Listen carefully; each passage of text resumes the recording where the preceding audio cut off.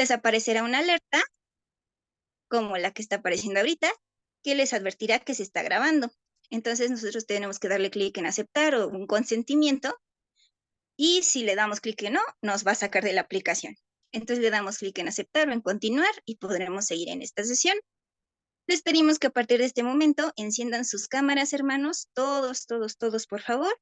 Les estaremos enviando alertas de que activen sus cámaras si siguen teniendo las cámaras apagadas, renombrarse si es posible antes de entrar, y cualquier duda, cualquier aviso técnico, les pedimos que se lo hagan llegar a sus coordinadores y sus coordinadores se pondrán en contacto con nosotros. A partir de este momento se activa la sala de espera.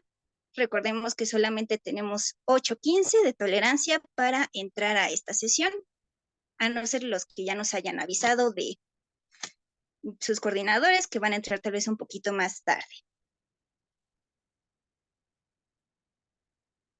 Sin más preámbulo, le cedemos la palabra al padre expositor de esta noche, que es el padre José David Martínez Rodríguez. Buenas noches, ¿sí me escuchan bien? ¿Sí me escuchan? Bien, entonces, Listo. ¿sí me escuchas? ¿Sí me escuchan? Sí, sí, sí. Bien, vamos entonces a comenzar la sesión de esta noche. Como ustedes recuerdan, nos toca ver la segunda parte del libro del Génesis, que va del capítulo 12 del Génesis hasta el capítulo 50, es decir, el final, y pues le hemos llamado la segunda parte de nuestro tema. Entonces, yo quisiera que tomáramos en cuenta estos aspectos. En Génesis 12, bueno, primero voy a hacer un repaso histórico, digamos. Hay algunos manualitos que se llaman Historia de la Salvación, Historia Sagrada, donde se puede un poquito encontrar lo que aquí vamos a encontrar. Hay un librito, por ejemplo, que se llama Historia de la Salvación, libro 1, Israel, pueblo elegido, en fin, diferentes libros, donde vamos a tratar, como son muchos capítulos, de hacer una síntesis histórica rápida, un recuento de lo que pasó, y luego, pues ya, si el tiempo nos lo permite, poder retomar algunos pasajes que pudieran ser significativos y dejarnos incluso una enseñanza para nuestra vida. Génesis 12, en el versículo del 1 al 2, tenemos este planteamiento. Dios habla a Abraham, hijo de Terac y descendiente de Sem, hijo de Noé. Si ustedes recuerdan, así es como termina la sección que estudiamos la semana pasada. Entonces, Dios le dice: Abraham, deja tu tierra, deja tu casa, deja tu parentela y ven a la tierra que yo te voy a mostrar. Y Abraham obedece. Pero quisiera yo, bueno, vamos a ver un mapa. Vamos a ver un mapa. Normalmente hacemos referencia a Abraham diciendo que salió de una ciudad llamada Ur de los Caldeos, pero propiamente algunos estudios recientes pues, nos han dicho que Abraham salió más bien de una ciudad llamada Harán y desde allí emprendió su viaje. Este mapa que escaneé, no sé si ustedes lo alcancen a ver, pero hay algunos, digamos, algunos lugares geográficos que pues siguen iguales hasta hoy. Tienen, por ejemplo, el mar Mediterráneo, si se fijan, tiene el Mar Rojo, tiene el Golfo Pérsico, muy conocido por nosotros. En esa parte que se llama Mesopotamia, tenemos el río Tigris, el río Éufrates, y allí, entre donde dice Golfo Pérsico y Mesopotamia, tenemos una pequeña ciudad llamada Ur. Bueno, pues ahí tenemos representadas algunas rutas comerciales, y si se fijan, siguiendo el cauce del río Éufrates, hasta llegar al fondo donde dice Aram Naharaim. Allá arriba dice Harán. Es decir, ciertamente Terak, con toda su familia, emigró de Ur hasta Harán, y es desde esta parte donde podríamos decir que en este capítulo 12 se inicia esta etapa de la historia de la salvación, que es la historia de Abraham.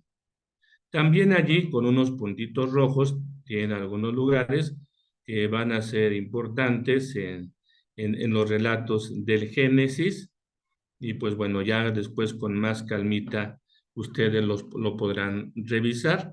De hecho, si se han fijado, pues todas las Biblias tienen sus mapas, algunos los tienen junto a la portada, en la parte final, otros los intercalan en el texto. Entonces, probablemente si ustedes revisan su Biblia, tal vez allí por donde está el capítulo 12, pueda estar un dibujito de un mapa, más o menos semejante a este, o al final de su Biblia. Y si ya más adelante, pues con el interés de lo que estamos estudiando, ustedes quieren comprarse un atlas bíblico, bueno, pues hay diferentes ediciones que nos van presentando diferentes mapas en los momentos históricos, en los diferentes momentos históricos de la historia de la salvación.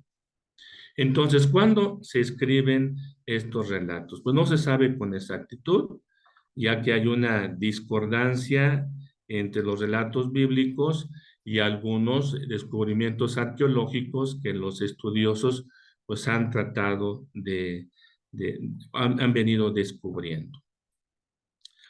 Bueno, ya decíamos antes del capítulo 12, Génesis 11:31, nos anuncia que Terak dejó Ur para emigrar a Harán, en el norte de Mesopotamia. Harán se relacionaba con Ur por una ruta comercial, ambas ciudades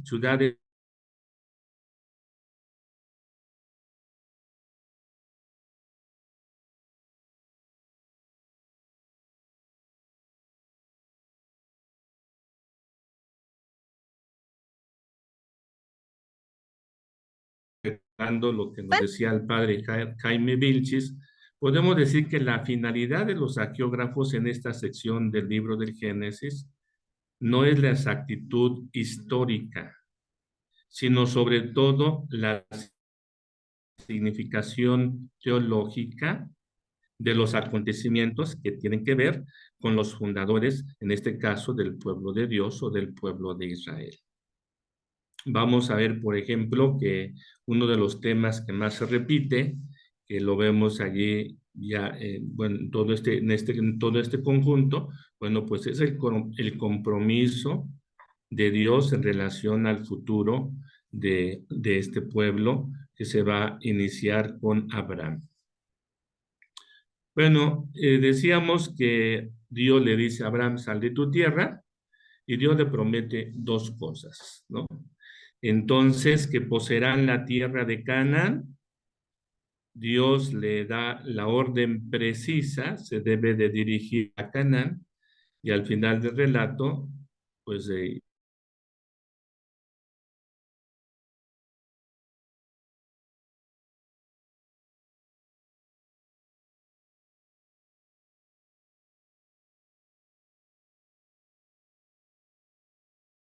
José. Y la segunda promesa es que este pueblo pues se convertirá en una gran nación. Ahora vamos a platicar un poquito acerca de este itinerario que realiza Abraham. Abraham entonces decíamos abandona Harán en compañía de su esposa Sarai, así se le menciona al principio. Posteriormente, cuando Dios le hace la promesa, pues de que va a tener ella un hijo a pesar de su edad y de su esterilidad, se le va a llamar Sara en el texto. Entonces se van a Canaán, y en ese recorrido Abraham va edificando altares en algunas ciudades. Se habla de Siquem, se habla de Betel, que son ciudades que tienen que ver con antiguos lugares de culto de los habitantes de esa región. Entonces, digamos, es como una idea de Abraham de hacer culto al Dios Altísimo o al verdadero Dios en esos lugares donde había otro tipo de culto, pero que va a tener, esos lugares van a tener desde ahora con Abraham pues un nuevo significado. Entonces, luego se va a Egipto y construye un altar en Mamre o Mandé, cerca de Hebrón. Se cree que los cananeos en ese lugar daban culto a unos árboles sagrados que estaban en los santuarios, como por ejemplo algunas encinas o terebintos, que son pues árboles de aquella región. Los altares que Abraham construye en Siquem y en Mamre fueron respuesta a las teofanías de Dios. Es decir, Dios se le va manifestando, Dios va ratificando su promesa, Dios le va mostrando sus deseos y entonces, como hay una teofanía, recuerden, la teofanía significa una manifestación grande o especial de Dios, una revelación particular, en este caso Abraham, y entonces en respuesta, pues él da culto, va construyendo los altares y le va dando culto a Dios. Nótese que los lugares donde Abraham construye los altares, ya decía, pues eran sitios de culto de los cananeos, como podemos ver en esas referencias que tenemos en Génesis 12:6 y Génesis 13:8. Pues decíamos que Abraham bajó a Egipto porque hubo una sequía, una hambre que azotó la región de Canaán y entonces pues no podían quedarse allí, ¿verdad? Diríamos una crisis hídrica, a lo mejor como la que estamos viviendo ahora. Platicaba yo con una persona que me decía que leyó por allí un poema de que se llama La última gota y dice que, bueno, cuando ya no hay agua, pues hay que irse a donde hay agua. Esperemos que eso no suceda, ¿verdad? Y que pronto pueda venir la lluvia y podamos recuperar todo el agua que necesitamos. Creo que la estamos empezando a apreciar ahora un poquito más. Bueno, en Egipto, Abraham se convierte en rico, pues gracias a Sara, ya que llegando a Egipto, pues él dijo que era su hermana, y por su belleza, pues el faraón se la llevó con él. Y entonces, pues Abraham alcanzó por esta situación, pues una posición privilegiada. Y cabe destacar que varias veces el libro del Génesis menciona que Sara era una persona muy bella a pesar de la edad. Por eso el faraón la eligió, a pesar de que dice la Biblia contaba ya con 75 años. Cuando el faraón descubre que Sara es hermana de Abraham, pues entonces los obliga a que regresen al lugar de donde vinieron. Entonces los tres se ven obligados a regresar a la región de Canaán. Entonces, regresando allí a la región de Canaán, pues lo que manifiesta el texto es que Abraham había pensado en compartir esta región, este territorio, con su sobrino Lot. Y ambos, digamos, habían alcanzado una posición económica privilegiada. Sin embargo, entre los criados de Abraham y los criados de Lot se da un altercado y entonces, pues, Abraham decide que mejor puedan ir caminar ellos separados. Entonces, le dice a Lot, pues mira, este es el territorio que existe, lo que ves, escoge la parte del valle de donde tú quieras estar, y entonces Lot escoge la valle del Jordán, situada más allá del territorio prometido por Dios. Y es así como se da esta separación inicial que habían tenido de Abraham y su sobrino Lot, que habían llegado juntos a la región de Canaán.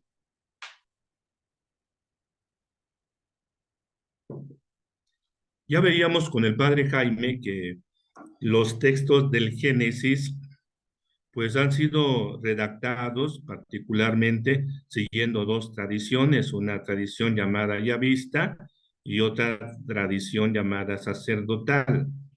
Entonces, por ejemplo, aquí tenemos un ejemplo. La alianza que el capítulo 15 nos describe con lujo de detalles, según la tradición yavista, adopta la forma de un compromiso incondicional de Dios para dar a Abraham la tierra, desde el torrente de Egipto hasta el gran río Éufrates, y esto se sella con un rito. Y la tradición sacerdotal describe la alianza, no solo una obligación por parte de Dios, sino también por parte de Abraham, y esta aparece, se menciona la ley de la circuncisión, que aparece como señal de la alianza, como marca de pertenencia al pueblo elegido por Dios y que debe de hacerse lo antes posible. Recordemos entonces que desde entonces el rito de iniciación de los judíos pues es la circuncisión.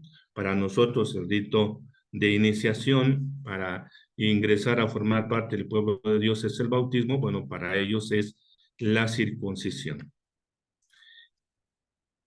Y si pensamos ahora en Sara e Isaac, la Biblia nos dice en varias ocasiones que Sarai es infértil. Ya lo menciona desde el Génesis 11:30, donde se está hablando pues de los hijos de Sem, y entonces se habla de Terac y de Abraham, se habla de su esposa. Abraham decide entonces no tener descendencia y nombra heredero a uno de los esclavos de su casa, y algunos estudiosos dicen que probablemente era una costumbre que existía en Mesopotamia y por eso decide hacerlo de esa manera. Y entonces a Sarai se le ocurre decirle a este Abraham que tenga convivencia marital con su esclava, y entonces para que esta mujer le dé un heredero. Tal vez eso también era una costumbre mesopotámica, y entonces así es como Abraham va a concebir a su primer hijo, que lo conocemos con el nombre de Ismael. La idea era que, aunque el hijo fuera concebido con la esclava o la sirvienta de la esposa, el hijo iba a ser considerado hijo de la esposa legítima, digamos, pero sin embargo empezó a haber conflictos entre ellas dos, y entonces pues también se tuvieron que separar. Y entonces Dios promete a su hijo a Sarai, a pesar de que en ese momento ella tiene 90 años y su marido tiene 99, y decíamos, cuando Dios le ratifica esa promesa, entonces ya va a aparecer ella con el nombre de Sara. Y a propósito de los nombres, esto seguramente lo han escuchado ustedes muchas veces, que sucede con varios personajes de la Escritura cuando reciben una misión particular por parte de Dios. Al principio del relato, pues se llama Abraham, que podría significar antepasado exaltado, pero cuando Dios le promete su numerosa descendencia, Dios le asigna un nuevo nombre. Le dice, ya no te llamarás Abraham, sino Abraham, que podría significar padre de una multitud de pueblos. Y bueno, pues Sarai ahora se le va a llamar Sara, como una muestra de que Dios renueva su promesa con ella. Y tanto Sarai como Sara como son variantes del mismo nombre, que puede significar princesa o reina. Hay también un tema recurrente, diríamos, en la Sagrada Escritura, que es el tema de los nacimientos maravillosos. Bueno, pues a la manera de varios nacimientos de mujeres estériles, Abraham recibe el anuncio del nacimiento de Isaac a través de un oráculo divino. Y más o menos el pasaje, ustedes lo recordarán, sucede de la siguiente manera. 3 ángeles o mensajeros divinos iguales a Yahvé visitan a Abraham con forma humana. Eso lo vemos en Génesis 18. Puedo decir aquí ya que en los primeros siglos de la iglesia, los padres de la iglesia vieron en esta visita de 3 personajes como a la representación de la misma Santísima Trinidad. Bueno, ahí se habla de 3 ángeles o mensajeros divinos, y uno le anuncia al final de la visita, bueno, Hay que destacar la hospitalidad de Abraham cuando ellos pasan por ahí cerca de su casa. Les pide a Abraham que le hagan el honor de hospedarse en su casa y le pide a la mujer que les prepare algo de comer, etcétera. Y entonces, como recibe, diríamos aquí, una recompensa de parte de Dios, una bendición, uno de ellos le anuncia que al año siguiente Sara tendrá un hijo. Y entonces Sara, que está por ahí escuchando lo que hablan, se ríe, ¿verdad? Se ríe y por eso dicen que Isaac significa el que ríe o cosa que ríe, ya que Sara concibió, Génesis 21:1, Sara concibió un hijo y entonces cuando nace pues le ponen el nombre de Isaac. Y hay un pasaje que ustedes recordarán, apareció en la primera lectura el domingo pasado, que es el sacrificio de Isaac, que aparece este acontecimiento como una amenaza al cumplimiento de la promesa. Dios le pide a Abraham que le sacrifique a su hijo. ¿Y qué hace Abraham? ¿Qué hace este patriarca? Obedece. Y en el último momento, ya cuando está dispuesto a degollar a su hijo, Dios interrumpe el sacrificio y le da un carnero que se había por ahí atorado en unas hierbas para que Abraham lo sacrifique y practique el holocausto. Si nosotros revisamos el pasaje del Génesis, pues no explica por qué Dios exige a Abraham que renuncie a su hijo. Después, al final, yo quiero hacer algunas referencias de nuevo a este acontecimiento que podemos encontrar en la misma Sagrada Escritura sobre alguna posible explicación de lo que ocurrió. Y entonces Abraham aparece aquí como modelo de justa obediencia y por eso será recompensado con la bendición divina. Entonces ese lugar, desde entonces, se convierte en un lugar sagrado, el lugar donde iba a ser sacrificado Isaac por la teofanía, y ahí se le va a llamar ese lugar, el lugar donde Dios provee. Entonces, vamos ahora a platicar un poquito después de esto, cuando ya Isaac crece, pues cómo llega a conseguir una esposa.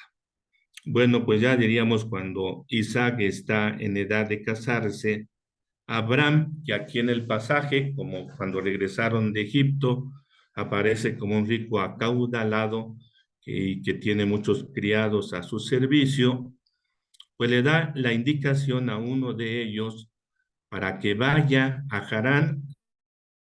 Si ustedes recuerdan la referencia que hicimos al inicio, es allá donde viven los parientes de Abraham, que vaya por allá con sus parientes que viven en esa zona y le consiga una esposa a su hijo.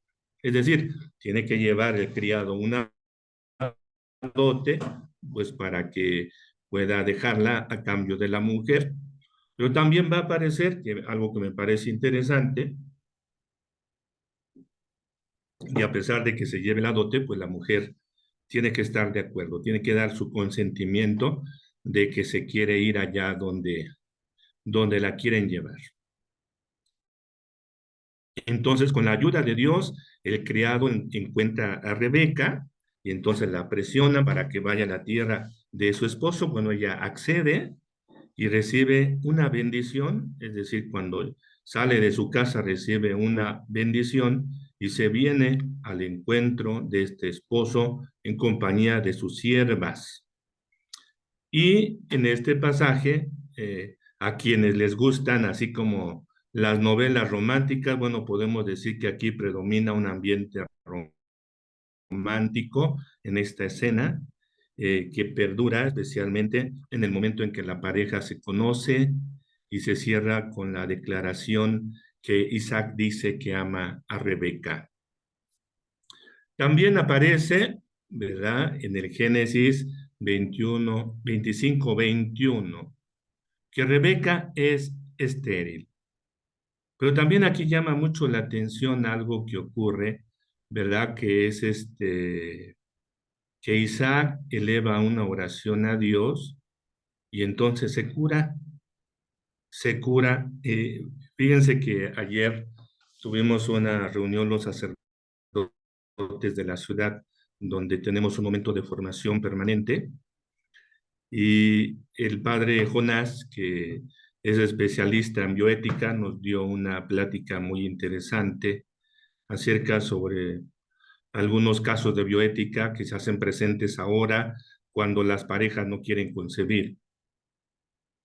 Y bueno, una de las cosas que él mencionaba, pues era el buscar los medios naturales para poder sanar, es decir, para que aquella que no es fértil pueda ser fértil y no aquello que pudiéramos llamar algunas técnicas artificiales que incluso pueden tener algunas complicaciones éticas por todo lo que hay allí. No es ahora el tema, por eso no ahondo en él, pero bueno, me llama mucho la atención la fe de Isaac, que pide a Dios por esta situación que están viviendo y Dios sana.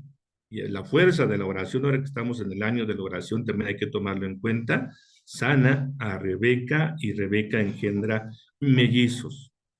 De esta manera, el libro del Génesis explicará la existencia de dos pueblos con nacimiento de estos dos mellizos, que lo veremos posteriormente por el destino de estos dos hijos, que son los pueblos de los edomitas y de los israelitas, que es el pueblo elegido.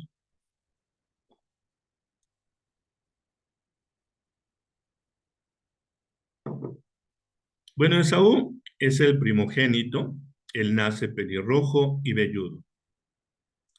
Y Jacob, dice el texto, nace aferrando su tobillo y por eso su nombre, que eso se podría significar Jacob, aunque algunos dicen que también Jacob significa el que suplanta, haciendo referencia a que pues vende su progenitura por un plato de lentejas. Esaú le resta importancia a la progenitura diciendo de qué me servirá el derecho de la progenitura. Entonces, hay por allí digamos, el texto va haciendo una comparación semejante a aquella comparación, ustedes recordarán en el libro del Génesis de la actitud de Caín y Abel, y pues obviamente quien más le agrada a Dios pues es Jacob, y Esaú pues con una actitud orgullosa pues no aprecia bien este significado de ser el hijo primogénito. Y también ustedes recordarán esta historia donde finalmente el hijo menor recibe la bendición. Jacob engaña a su padre Isaac, que ya está ciego por su edad y cercano a la muerte. Lo engañan para recibir la bendición en lugar de Esaú. Y entonces Rebeca pues ayuda a preparar el guiso y le pide a Jacob que lleve el alimento a Isaac y pueda recibir la bendición. Y entonces Jacob engaña a Isaac, se cubre las manos y el cuello con pieles de los cabritos para imitar la vellosidad de Esaú. Isaac palpa las pieles y convencido de que ante él se encuentra Esaú, pues le da la bendición. La narración pone de manifiesto, pues, el poder que para los antiguos tenía la bendición oral. Yo quisiera un poquito comentar también, recientemente me han buscado para hacer unas bendiciones y en el diálogo con las personas de que por qué piden la bendición, ¿verdad? Una casa, un consultorio dental, bueno, pues la gente tiene una gran fe a la bendición hoy en día, ¿verdad? Al final de la misa la piden, a pesar de que uno dice, pues yo ya se la di, la piden. Bueno, pues es la bendición, tiene un gran aprecio.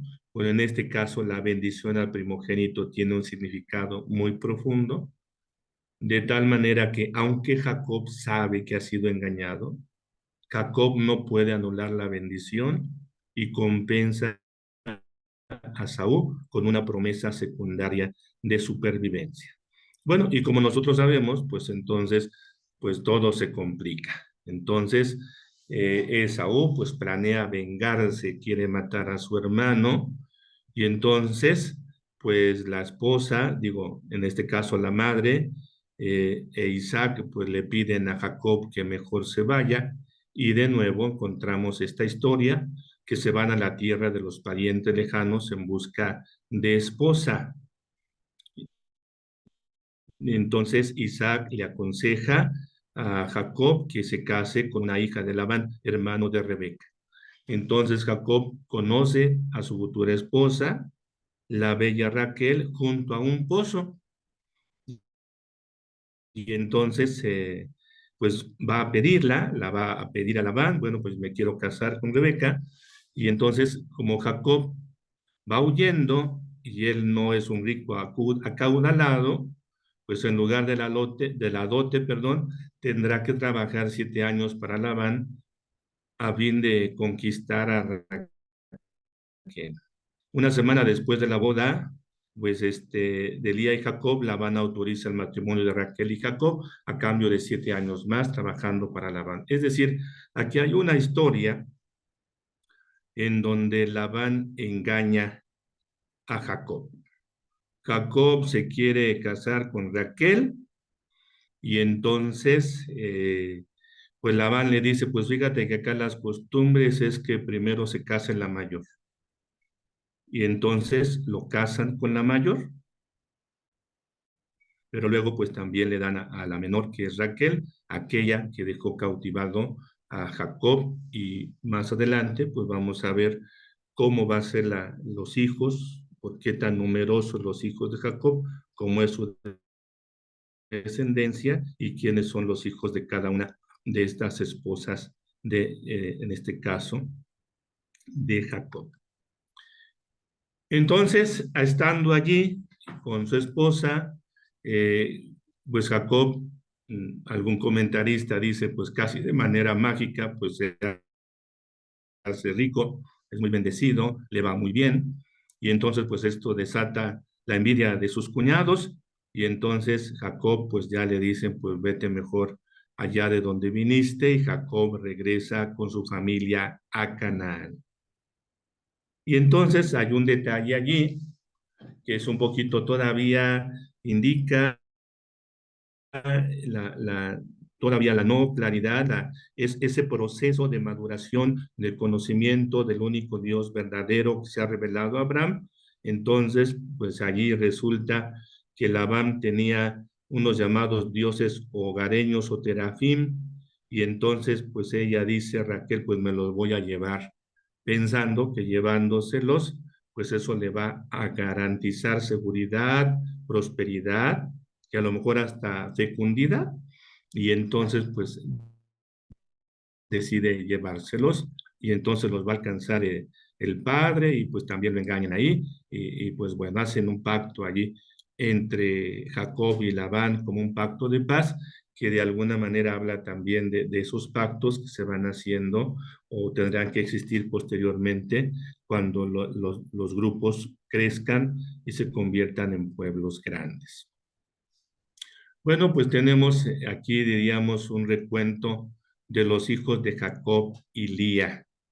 Entonces, allí tenemos Rubén, Simeón, Leví, Judá, Isaacar, Zabulón. Y se nos habla de que Jacob tuvo una hija, Diná, y en el Génesis 34, pues se narra un acontecimiento, diríamos, vergonzoso, que ella padeció, que pues le gustó a alguien y pues esta persona abusó de ella. Entonces se desata ahí toda una historia de violencia a la que se le suma más violencia, ya que los hermanos de Dina pues deciden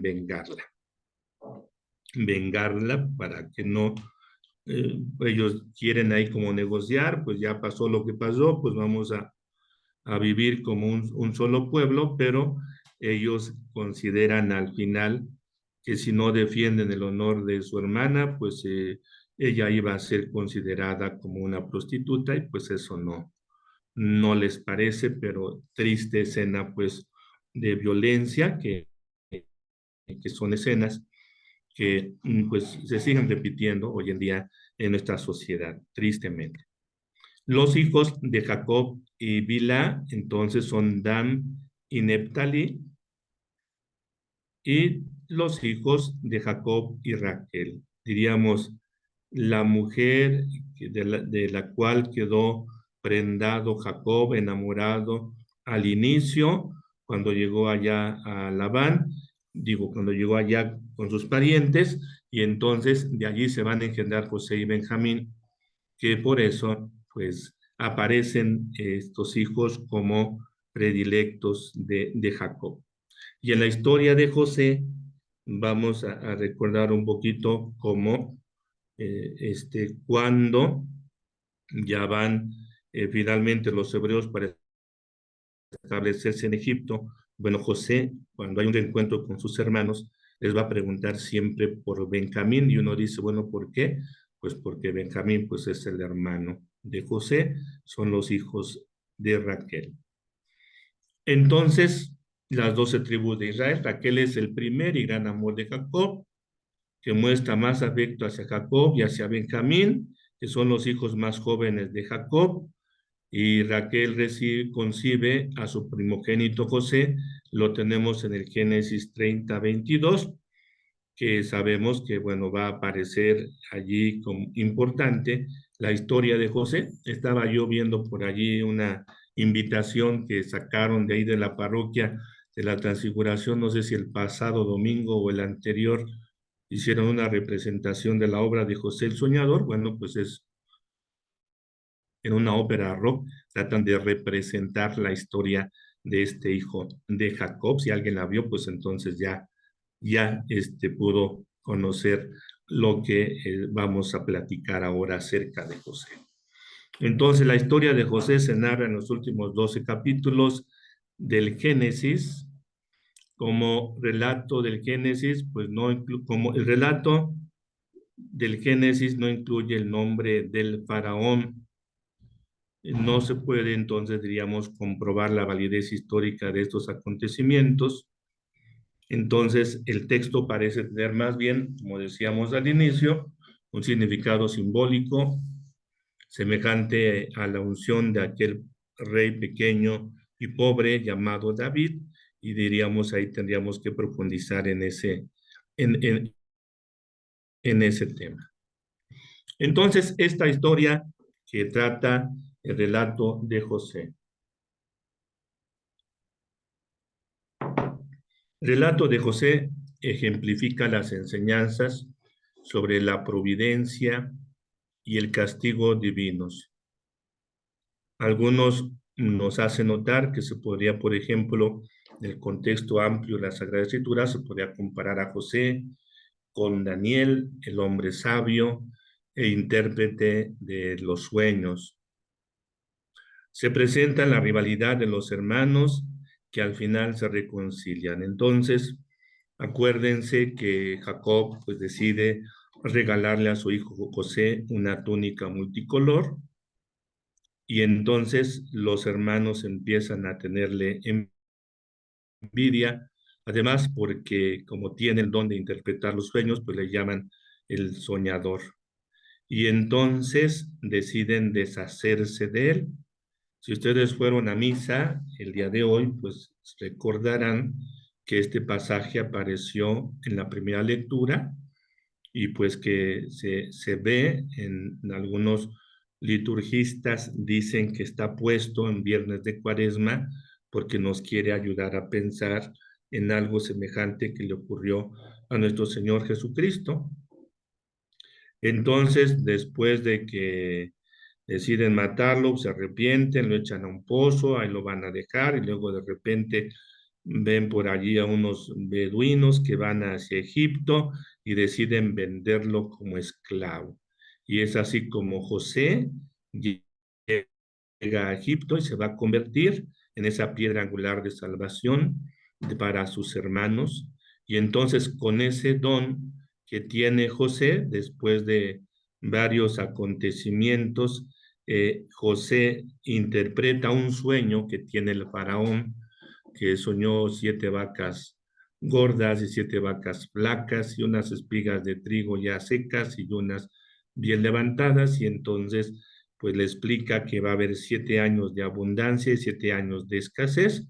Y entonces el faraón lo nombra su administrador y de esa manera aparece de nuevo otra sequía en la región y Egipto pues sale adelante gracias a que se pudieron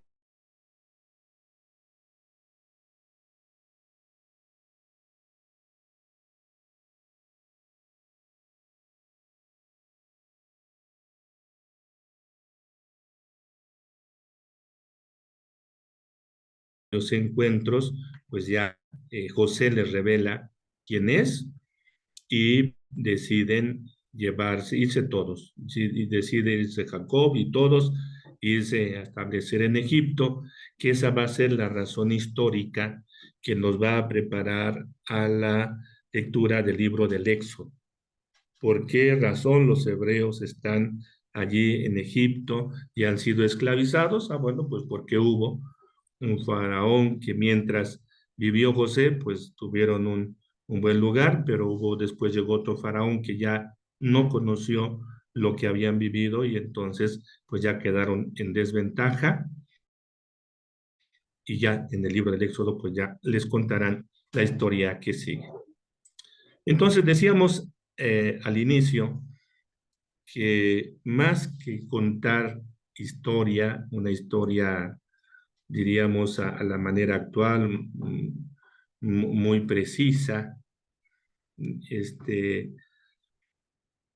a la historia de ahora, acuérdense que nos acerca un poquito a los acontecimientos, a las causas, a los motivos, a las consecuencias de los acontecimientos, pues son más el mensaje teológico y simbólico que se quiere transmitir.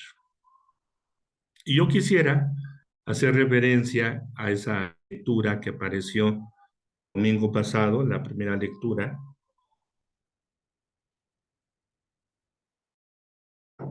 con una interpretación.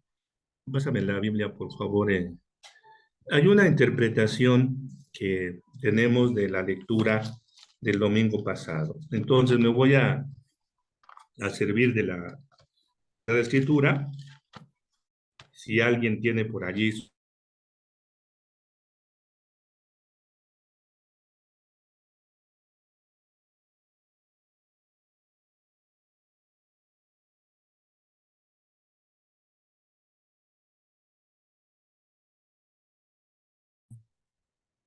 abarcarlos todos, pero yo quisiera fijarme en un detalle.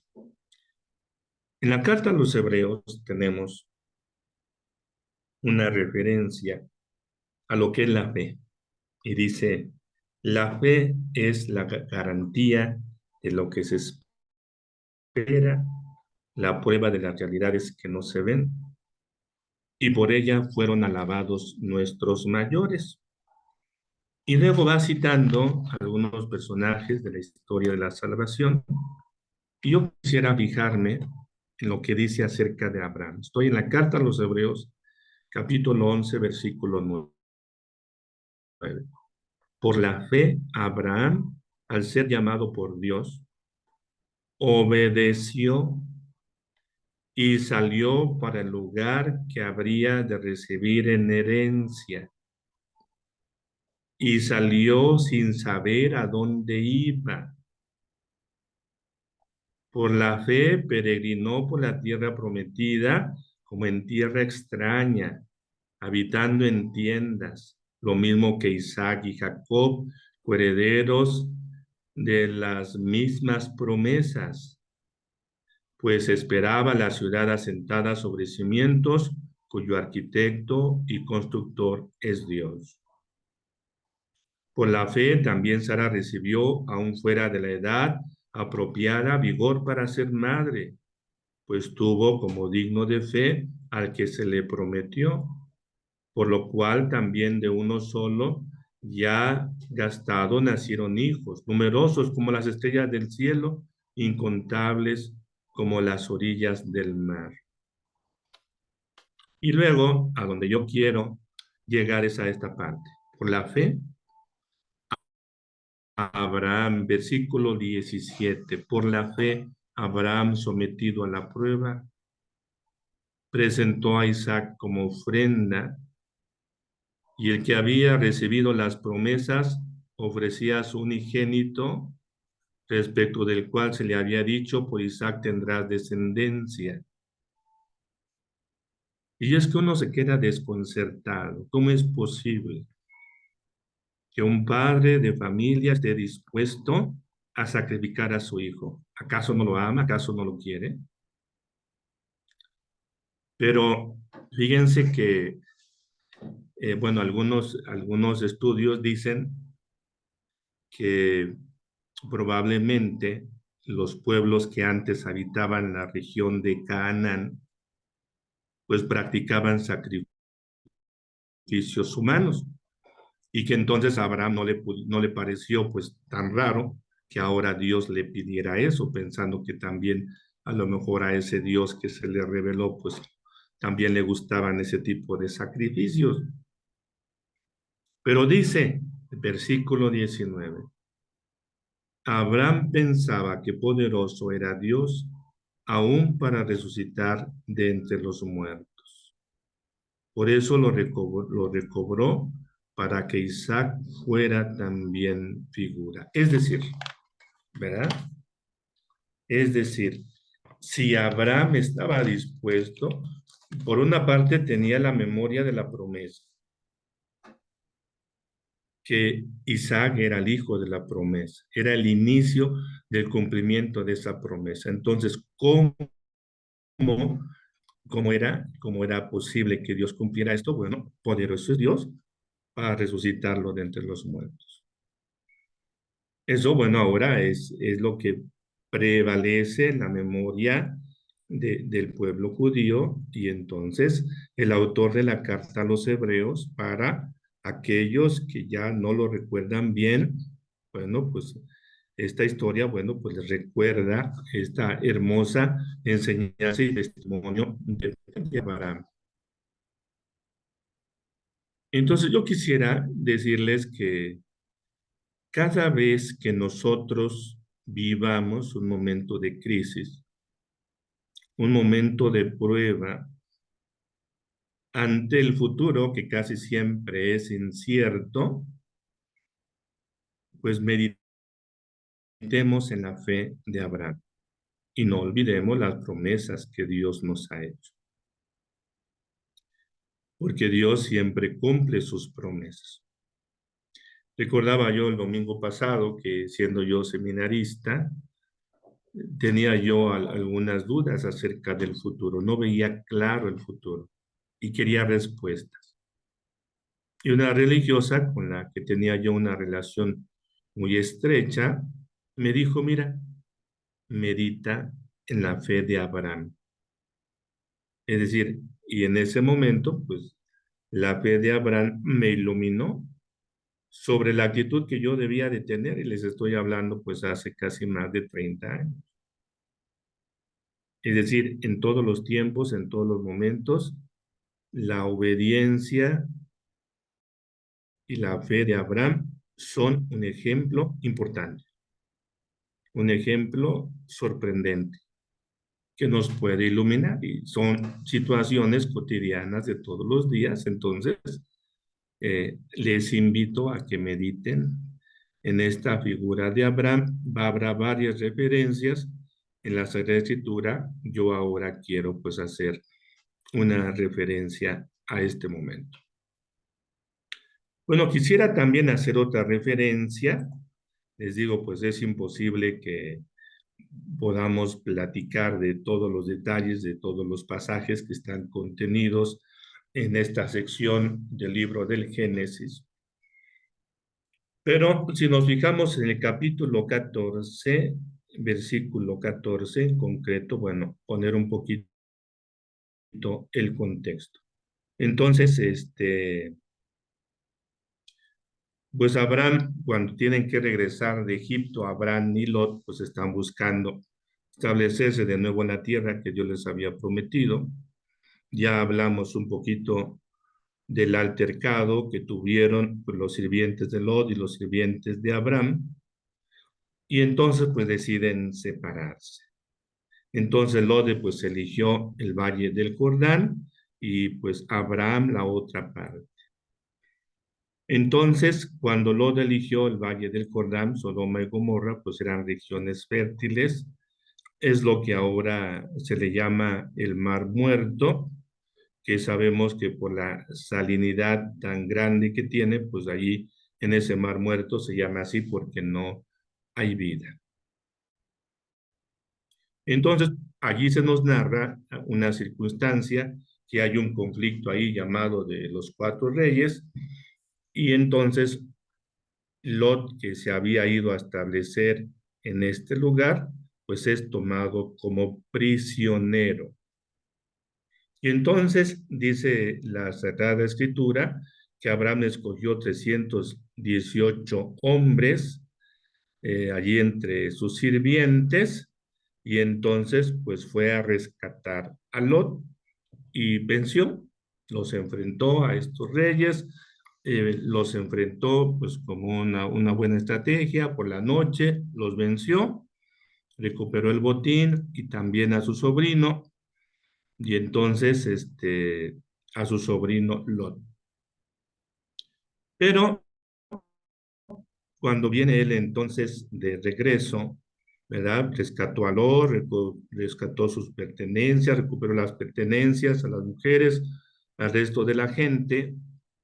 Cuando Abraham venía de vuelta de salir victorioso en su batalla, le salió al encuentro el rey de Sodoma, pero también le salió al encuentro Melquisedec. Es la primera vez que se menciona en la Biblia a Melquisedec, a quien se le llama rey de Salem, en el mismo lugar de lo que hoy conocemos como Jerusalén. Jerusalén, entonces ahí se va a formar la palabra Jerusalén. Y entonces, ¿quién era Melquisedec? Pues dice allí la escritura, libro del Génesis, era rey de Salem. ¿Y qué hizo con Abraham? Pues el rey de Salem trajo pan y vino, pues era sacerdote, dice así el texto. ¿Y qué es lo que hace Melquisedec? Bendijo a Abraham, porque era sacerdote del Dios Altísimo, es decir, un sacerdote del mismo Dios en el que creía Abraham, creador del cielo y de la tierra. Y entonces este sacerdote pues bendice a Abraham porque Dios le entregó a sus enemigos en sus manos. Y entonces Abraham decide darle la 10ª parte del botín que había obtenido, ¿verdad? Algunos dicen que pues aquí es la primera vez que se hace referencia a esto que nosotros llamamos el reino. Bueno, y entonces fíjense que hay muchas referencias en la Sagrada Escritura precisamente a Melquisedec como sacerdote del Rey Altísimo.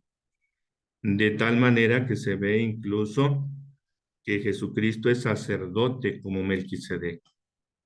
O se ve que los sacerdotes del Nuevo Testamento que servimos en la iglesia somos sacerdotes como Melquisedec.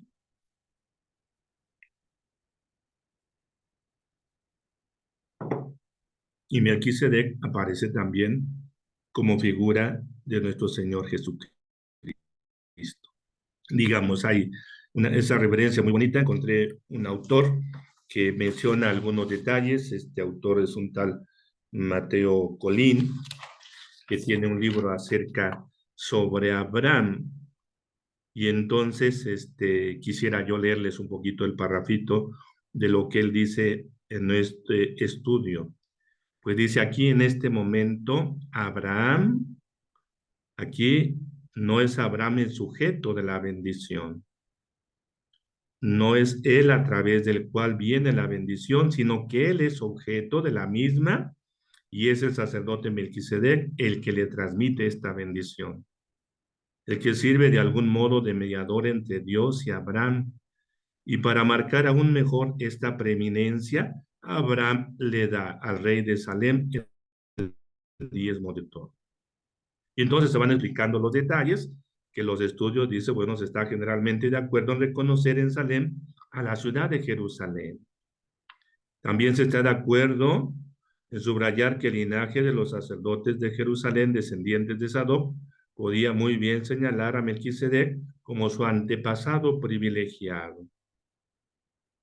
Y entonces, bueno, va explicando aquí el especialista algunos detalles acerca de este sacerdote. Se trata de afirmar, pero dice que los redactores tenían también como una finalidad. Es decir, si pensamos que es en el tiempo de la monarquía en el que se está escribiendo este pasaje, los hagiógrafos están redactando este pasaje, una de las finalidades es también marcar que es más importante el sacerdote que el rey, y que el rey no puede suplantar las funciones del sacerdote, aunque en algunos momentos, por ejemplo, en el caso del rey David, aparece casi como con los dos roles, ¿verdad? Con el rol del rey, con el rol de rey y con el rey de sacerdote. Y quisiera yo terminar mi plática de esta tarde. Viene también en este estudio acerca de Abraham una interpretación de alguna tradición ahí de los hebreos, un comentario. No sabría explicarles muy bien el texto, si podríamos llamarle un apócrifo del Antiguo Testamento o alguna tradición hebrea de interpretación por el Génesis. Está titulado como Midrash Rabbah sobre el Génesis, así, Midrash Rabbah sobre el Génesis, 38:13. No soy especialista en la Sagrada Escritura, por eso no les sé decir muy bien, pero la historia que aquí narra, que es un comentario, lo titula Abraham y los ídolos.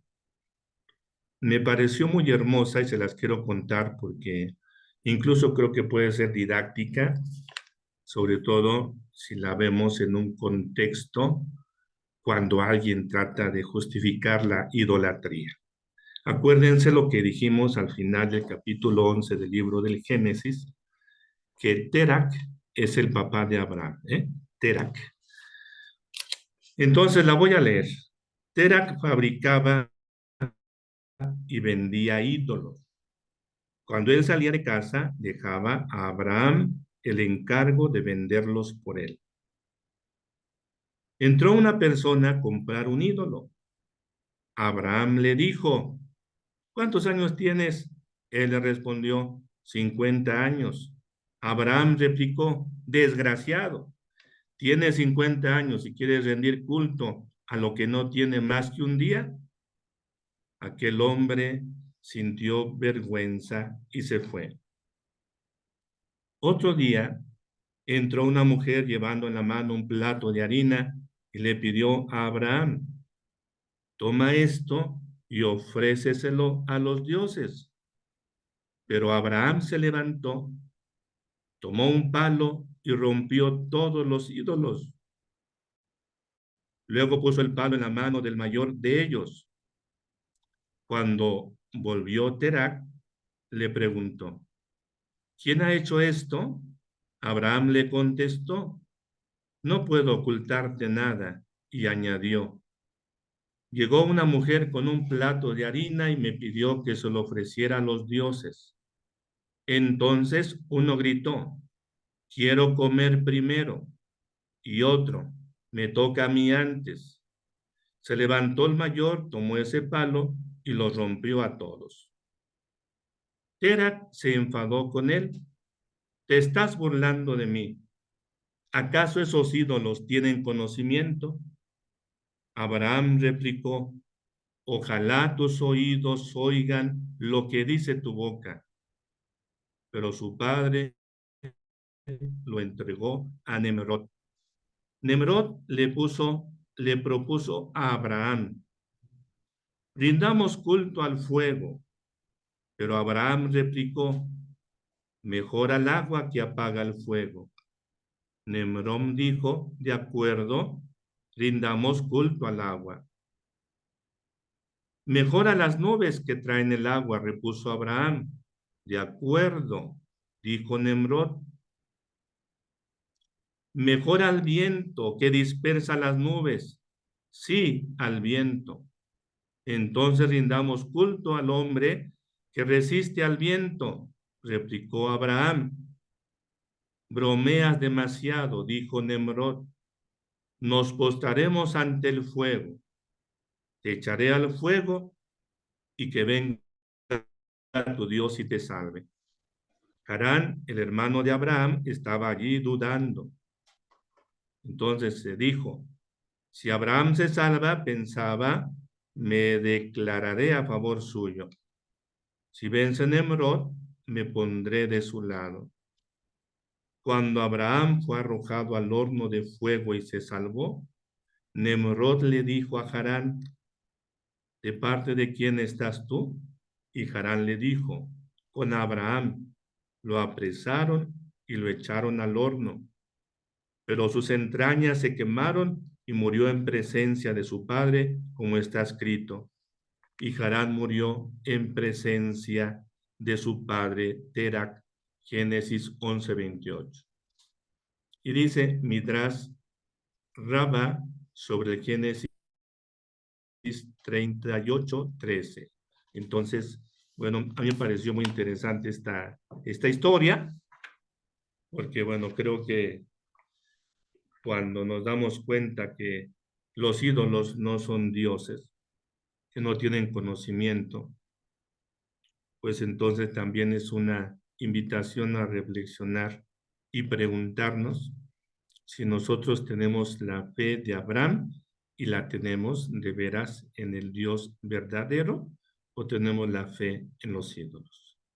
Entonces, no sé, Ingrid, no sé si esté yo capacitado para contestar preguntas, pero si alguien si alguien quiere hacer un comentario, yo creo que unos 15 minutos de comentarios estaría bien. ¿Vale?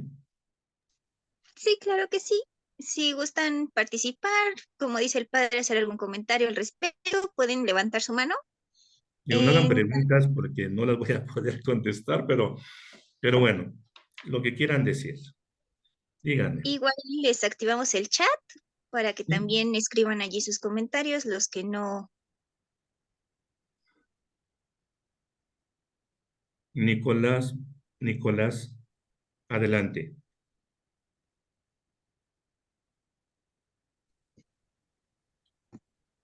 Buenas noches, padre. Solo me queda una duda. Si, no sé si usted me podría sacar esa duda o explicarme.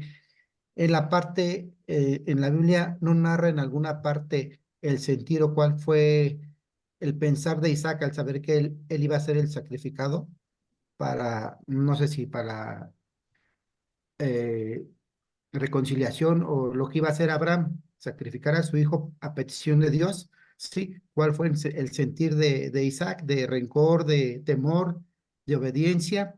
Porque después usted nos comenta que Isaac, a través de su fe, sana a su esposa Rebeca. Yo quisiera saber si en alguna parte habla algo de eso en la Biblia o nos puede comentar. No recuerdo yo. Lo que sí recuerdo es que en la interpretación del sacrificio de Cristo, el sacrificio de Isaac aparece como símbolo del sacrificio de nuestro Señor Jesucristo, ¿verdad? Es decir, Mm, vamos a decir así como, Un paralelismo.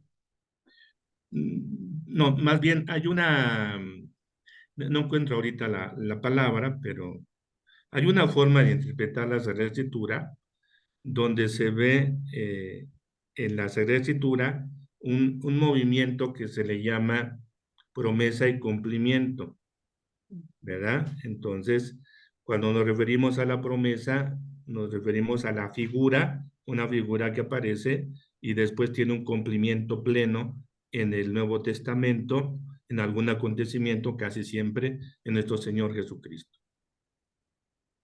Entonces aparece este paralelismo entre el sacrificio de Isaac y el sacrificio de nuestro Señor Jesucristo, ¿verdad? Entonces, es ahí como se ve este paralelismo y entonces Isaac aparece como figura, como preparación, como anticipo de lo que va a pasar con nuestro Señor Jesucristo, más bien como al ejemplo del cordero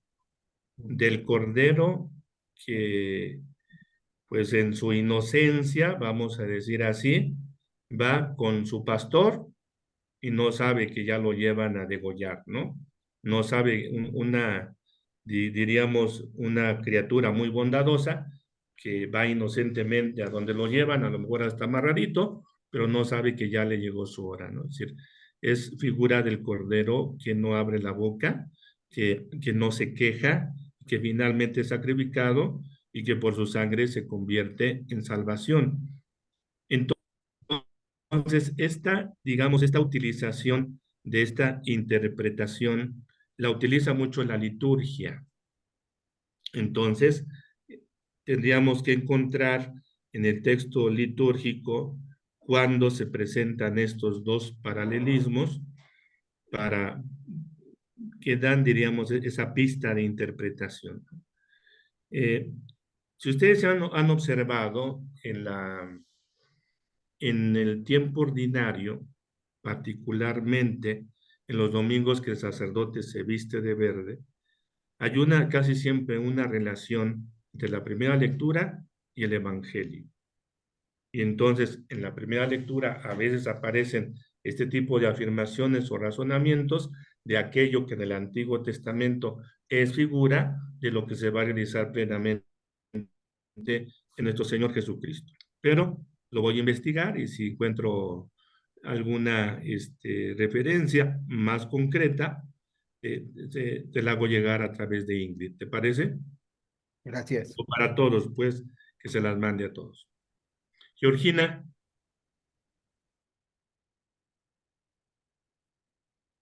Sí, Georgina, Buenas noches, padre.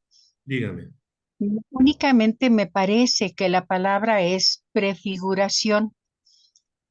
Lo que estaba narrando usted ahorita acerca del sacrificio de Isaac con el sacrificio de Jesucristo es una prefiguración en el Antiguo Testamento de lo que se iba a cumplir en el Nuevo Testamento.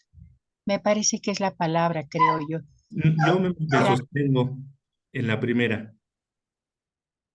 Es figura, es figura, es figura, no prefiguración. Es figura que se cumple plenamente en nuestro Señor Jesucristo. Igual voy a buscar la explicación técnica y también se las envío. Sí, padre, gracias. No, no hay de qué. Hay dos comentarios en el chat. A ver, Uno que comentan que si podrías regresar a la diapositiva de los hijos de Jacob, porque solo contó 10. ándale. Ahora sí que ya le quité algunos. A ver, vamos a ver. Solo que me hayan quitado dos, ¿eh? En la presentación original que yo hice, los conté muy bien.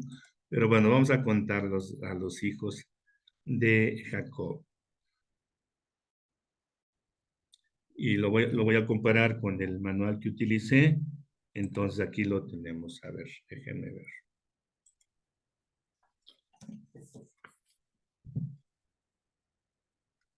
Ay, no, creo que no la puse en la aquí está. A ver, entonces, ve haciendo la cuenta. Tenemos a Rubén, a Simeón, a Leví, a Judá, a Isaacar y a Zabulón. Adán y Neptalí, a Gad y Aser, y a José y Benjamín. Sí, probablemente faltó una diapositiva, déjame ver cuál se comieron. No, están las 4 diapositivas. ¿Sí? Salieron 12. Repito, Rubén, Simeón, Leví, Judá, Isaacar, Zabulón, Dan, Neptalí, Gad y Aser, y José y Benjamín.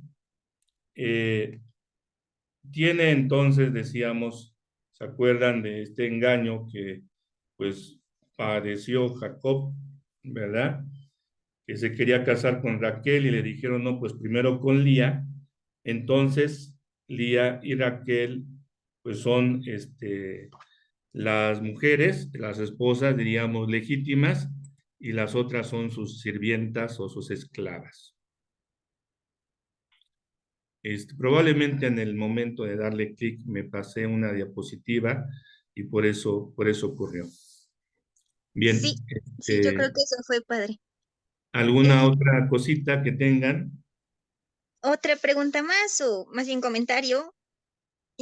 Dicen, Rosario, entonces Sodoma y Gomorra está cerca del Mar Muerto.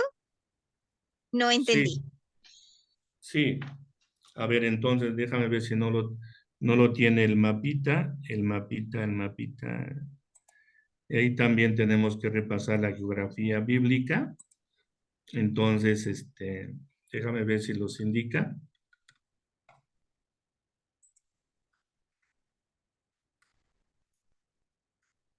Pues ya tengo otra pregunta pues a consultar, ¿verdad? Aquí ponen a manera de pregunta, no sé si alcanzan a darse cuenta.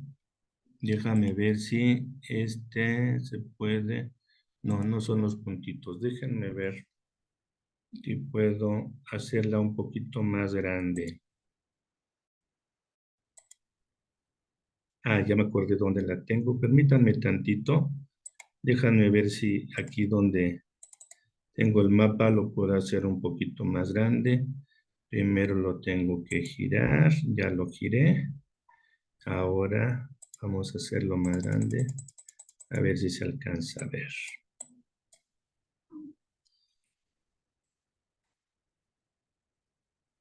Otro poquito. Otro poquito. 200, a ver si así ya lo alcanzamos a ver. Ahora a ver si lo puedo pasar aquí en la pantalla. Déjenme ver si puedo compartir lo que amplié. Miren, aquí está el mapa que utilizamos. Aquí tenemos el Mar Muerto y tenemos aquí como una interrogación Sodoma y Gomorra, ¿sí? Tendríamos que buscar otro mapa que lo diga con mayor exactitud. ¿Qué más, Ingrid? Y también tenemos, bueno, no sé si es pregunta o no, pero dice, Padre, también José el Soñador es prefigura de nuestro Señor Jesucristo. Pues déjame tomar un poquito de agua.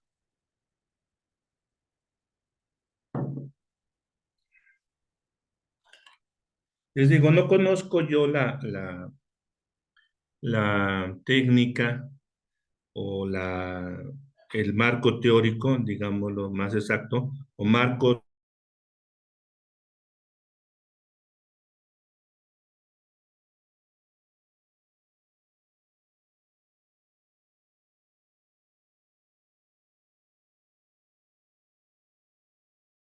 libro sobre la cuaresma de un liturgista. En este momento recuerdo el libro, pero no recuerdo el nombre del autor, donde dice que el pasaje que aparece hoy, ¿se acuerdan del pasaje en la misa de hoy? Viernes de Cuaresma, aparece esta historia de José, que es vendido por sus hermanos, por envidia, por rencor, deciden matarlo, conspiran contra él, hacen un complot, todo lo organizan. ¿Cómo le van a hacer? ¿Cómo lo van a desaparecer? ¿Qué le van a decir a su padre? Es decir, es en Viernes de Cuaresma, el Viernes de Cuaresma quiere hacernos referencia al Viernes Santo, y nuestro Señor Jesucristo padece algo semejante. Finalmente, el pueblo venían a ser sus hermanos, sus hermanos, todos hijos de Abraham, descendientes de Abraham, y que quieren deshacerse de él porque simplemente su presencia ya no les agrada, ¿no? Es decir, la gente está creyendo en él y entonces por eso quieren deshacerse de él. Entonces, si lo vemos desde ese sentido,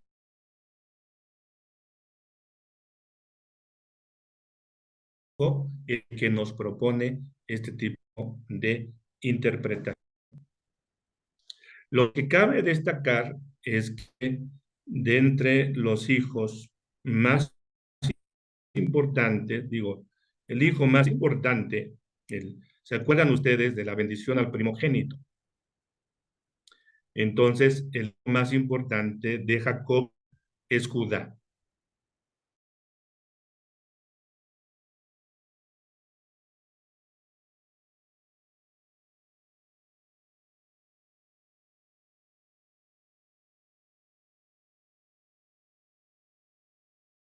Podamos leer en este momento, porque entonces Judá aparece como el primogénito y entonces nuestro Señor Jesucristo pues va a ser descendiente también de Judá. Entonces, si nosotros nos vamos al Evangelio de San Mateo, el Evangelio de San Mateo comienza, libro de la generación de Jesucristo, hijo de David, hijo de Abraham, y entonces empieza, Abraham engendró a Isaac, Isaac engendró a Jacob, Jacob engendró a Judá y a sus hermanos, Judá engendró de Tamar a Fares y a Sará, es decir, el hijo que recibe la bendición de Jacob es este hijo Judá, que va a ser, digamos, el antepasado directo de nuestro Señor Jesucristo, según esta genealogía de San Mateo. Aunque, pues, José, ¿verdad? Aparece,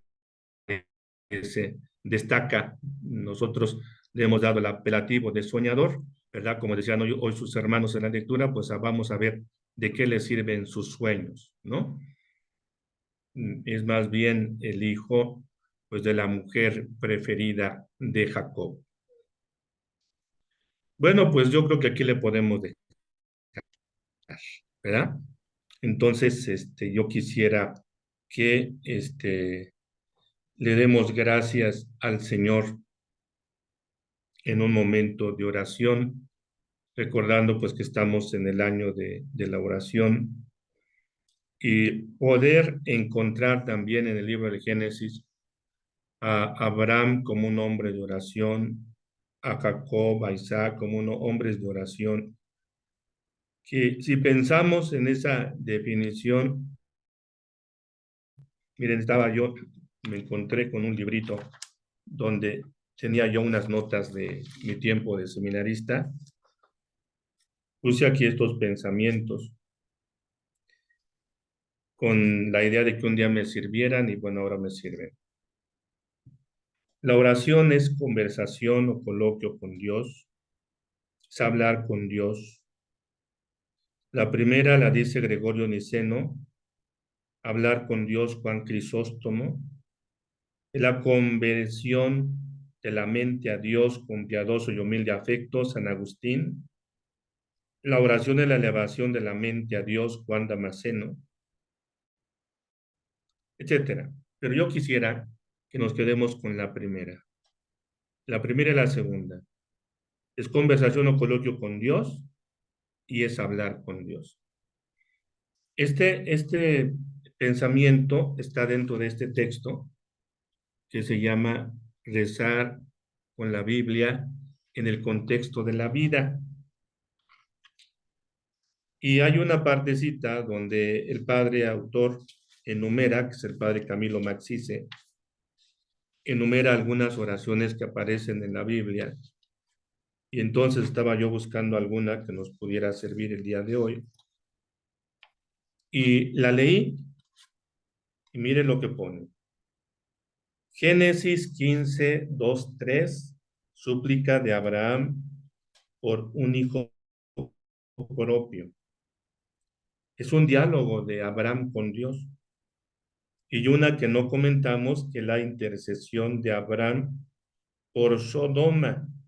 Ustedes recordarán casi regateando a Abraham, Génesis 18, el 23 al 33, cuando Dios decide destruir a Sodoma y dice, bueno, si encuentras, aunque sea 5 justos, vas a destruir la ciudad. Y finalmente Dios la destruye, ¿por qué? Porque no encuentra. Pero la intercesión de Abraham, pues es también diríamos, una figura de esa intercesión de nuestro Señor Jesucristo. Él ora por nosotros, aunque no lo merezcamos, y pide por nosotros para que Dios nos perdone y nos trate con misericordia. Así es que esta noche les invito a que hagamos una oración de intercesión y le digamos, Señor, en este mundo, en este país en concreto que nosotros vivimos, hay muchas personas que se dedican a hacer el mal. Se dedican a destruir, a pisotear la vida y la dignidad de muchas personas. Queremos pedirte por ellos, por su conversión, para que pronto se pueda hacer una realidad en nuestra vida la paz que tanto nuestro país necesita, que tanto nuestras familias necesitan. Ayúdanos, Señor, a ser instrumentos de tu paz, a ser artesanos y arquitectos de paz allí donde tú nos has sembrado. Y todo esto te lo queremos pedir también por intercesión de nuestra Madre Santísima, la Virgen María. Decimos todos, Dios te salve María, llena eres de gracia, el Señor es contigo. Bendita eres entre todas las mujeres y bendito es el fruto de tu vientre, Jesús. Santa María, Madre de Dios, ruega por nosotros los pecadores, ahora y en la hora de nuestra muerte. Amén. En el nombre del Padre, del Hijo y del Espíritu Santo. Amén. Que tengan todos muy bonita noche, que Dios los bendiga y gracias por su atención. Muchas gracias, Padre. Gracias, hermanos. Que pasen buena noche y bendiciones.